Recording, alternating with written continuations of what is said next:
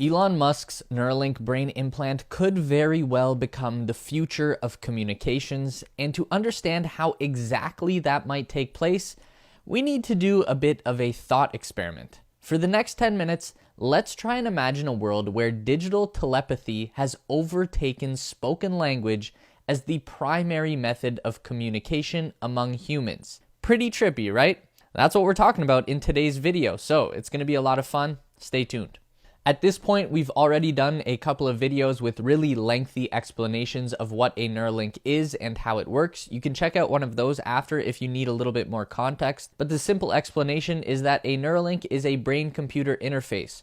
The technology is most closely related to a Fitbit or smartwatch, just a very small and simple computer, and that Fitbit is sewed into your brain by a robot surgeon that connects about 1,000 tiny wires into the outer layer of gray matter. The biggest downside to a Neuralink installation is you will literally need another hole in your head, but no one will be able to tell.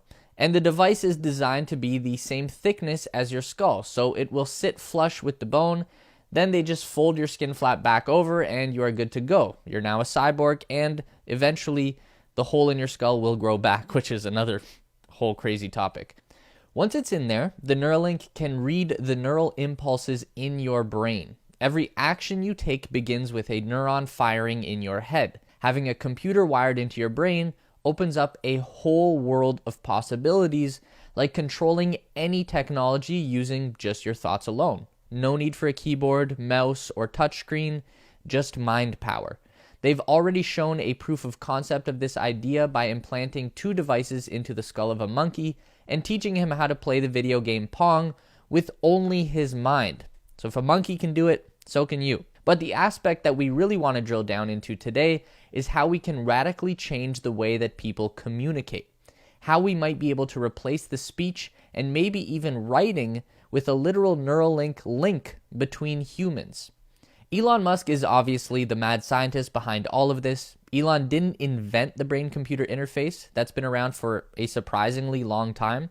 Scientists have been sticking probes into brains for over 50 years now, but Elon has been the first to really imagine how BCI fits into the modern world that we're building, and he has had the idea of replacing language for a while now. The basic concept is pretty sound. Elon's idea is that talking is just a very inefficient way of communicating information. Our brain spends a lot of effort compressing a complex concept into words, and there's a lot of loss of information that occurs during that compression. So imagine if you could send that concept straight from your brain into an app, which would then broadcast it directly into the brain of another Neuralink user. As Elon says, you would be able to communicate very quickly with far more precision using the device. You wouldn't need to talk in order to get your ideas across. I could take whatever knowledge is encoded in my brain and instantly transfer it into your brain. In Elon's mind, this kind of digital communication would become so ubiquitous that we eventually reach a time where language is practiced only for sentimental reasons. Like the same way some people still practice blacksmithing. It's not a necessary service anymore. We could all do just fine without it, but it's fun to keep old traditions alive. Is your mind blown yet? Because mine definitely is. It's a little strange at first to think about language and speaking as an inefficient method of communication because it's kind of all we've got right now, but it's undeniable that a lot of human intention can get lost in translation. Take Elon himself, for example. He might be one of the smartest people around, but he is far from the best orator or communicator. It's plainly obvious when Elon speaks that he just can't get everything that's in his brain converted into words with efficiency. And that leads to a lot of misunderstandings. People think that he's a fraud or a liar or a narcissist because they just don't understand. Now imagine if Elon could just broadcast a concept like full self-driving straight from his brain into yours. That's where things start to get very out there. We're not talking about telepathy in the sense of broadcasting your words into someone else's mind like has traditionally been portrayed in media, like Obi-Wan Kenobi speaking words into Luke's mind. This, on the other hand, is more like conceptual telepathy, a whole multi-dimensional idea uploaded from your mind and downloaded into the mind of others. It doesn't have to be perfect, it certainly won't be at first, but it just has to be an improvement on communicating visual and conceptual information. You know how it's basically impossible to tell a story without editorializing or exaggerating some aspects of it? It can be fun to tell crazy stories, but the true essence of the memory can get lost. And sometimes that's important. Imagine if we could just share a memory directly. It would be as revolutionary as the invention of photography. Instead of having to try and describe something that only you have seen, you can just show a picture and everyone else can see for themselves. Think about a system for publicly accessible memories. It would only apply for people who have lived through significant events. No one needs to download a memory of your fishing trip, but imagine how much empathy we could build as a society if we could see the world literally through other people's eyes. It's so easy to just write off other people's experiences and say, I don't believe you, or that's never happened to me.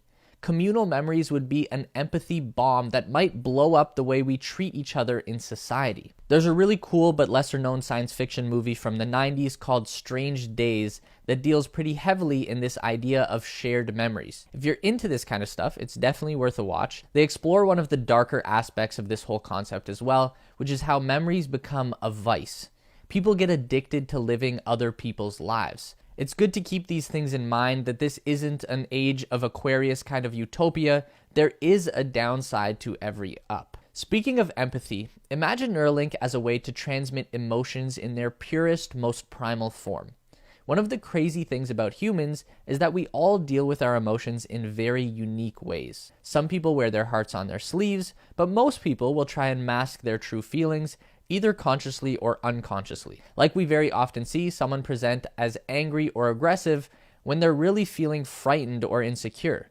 Or too often people will appear really funny and happy when they're actually feeling really sad. As a society, we kind of suck at expressing our primal emotions. We feel the necessity to put on these facades like we're playing characters instead of being our true selves. It's not healthy, and it leads to a whole lot of misunderstandings, which lead to a whole lot of conflicts. A function of Neuralink could be to just cut through the bullshit and share those base emotions freely with other people. It's a radical change, but just think about how it might elevate society. Okay, that's the super optimistic take on the whole breakdown of language and rise of conceptual telepathy idea. In reality, things might not work out quite as smoothly. For one, we're talking about transmitting the basic code that makes up thoughts and memories in your brain, but we have no idea what the code looks like or how it's written. We know it's all some combination of neurons, which could, in theory, be translated to computer code, but things like computer code are standardized. They were invented by people to work the same on every computer. You're either on Windows or Mac or maybe Linux, and a piece of software will run the exact same on my MacBook as it will on yours because they are standardized. If every computer had its own unique operating system, then it would be nearly impossible to write software that would work perfectly for everyone. And the odds that human brains are standardized in their design by nature is probably very slim. Imagine one set of neurons firing in my brain transferred into your brain might not do the same thing. Your brain might read that series of code completely differently. That would throw a big wrench into this whole thing. It's probably still something that can be solved. There are not many things that are truly impossible, but it really adds a thick layer of complication. Another form of incompatibility might come from differences in experience. As people, all of our perceptions are influenced by our experiences, and we're not sure that might affect the transfer of a concept between two people.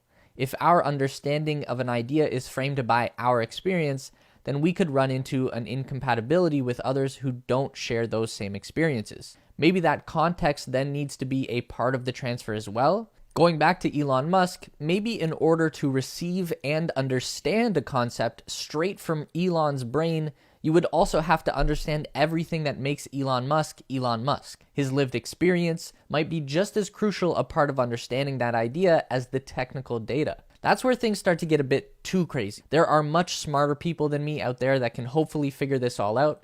I'm going to try and preserve my sanity and not think about it too much. So, how far off into the future is all this stuff? It sounds like some 22nd century kind of evolution, but if you think like Elon Musk, then it's actually just around the corner. Elon is saying that we are 5 to 10 years away from Neuralink being able to substitute for language, which is frightening, to be honest. Now, of course, we have to be mindful of Elon time with this one. Whenever Elon says something will be ready, we need to at least do a basic conversion of doubling that timeline to get closer to real life. So let's say 10, maybe 20 years. That's still nuts, but it's more manageable for my feeble brain. Why does Elon do things like this? Like promise that he can make language obsolete in 5 years? It might have to do with his style of leadership, like maybe he sees it as motivation. If he genuinely believes this insanely complex project can be done in 5 years, then his engineers will start to believe it can be done as well. It might still end up taking 20 years to do, but your attitude determines your altitude, right? In the meantime, we're still waiting on the first human trials of the Neuralink device. Elon has said that he's hopeful that it could happen this year. Again, Elon time. But there is a lot of good news so far. We've seen the monkey with not one, but 2 implants in his skull, and the monkey seemed just fine. So it's reasonable to believe that a human with a Neuralink would come through the procedure just as fine. What we do know is that the first people to be getting these implants won't be doing it for fun. The first clinical trials will be done for medical reasons. Neuralink is hoping that the first version of their implant will be able to help people who suffer from paralysis to interface with devices like computers and smartphones. It's a small first step that would greatly improve the quality of life for the people who need it. The mass market rollout of Neuralink comes later because of the automated process for installing these devices. Once the average Joe is able to get one of these, the adoption rate can ramp up incredibly fast. But Neuralink is a very polarizing topic, so what do you all think? Like I said, it's a controversial subject to say the least. Can we just abandon language in favor of digital telepathy? And if we can, then should we do it? There's a lot to unpack, and I'm excited to see your comments down below, and we'll definitely be featuring one in the Tesla Space newsletter again this week.